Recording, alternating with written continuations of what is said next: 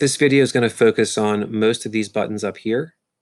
They can be very helpful. So if you have one object in this area, you can select it in two ways. You can click and drag a dotted line around, and it lights up all the corners in the top. It is selected. Or you can just simply click on it, and that will select it as well. So once you have an object that is selected, you can use these buttons up here. This is copy. So if you want to have this exact same square, the exact same dimensions, everything the same, you can select it, copy it, and then right next to it is paste. So now I have two of these.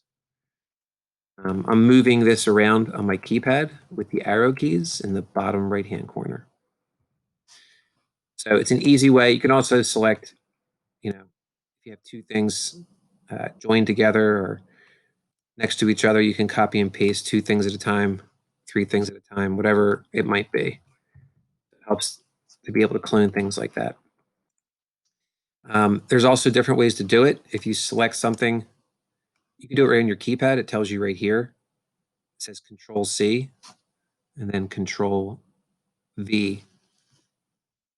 Copy and paste things a little bit quicker that way on your keypad. And up next over here, we have delete. Let's say I have too many of these squares floating around. I'm going to get rid of these three by hitting delete. You can also click on a shape and press the delete button on your keypad.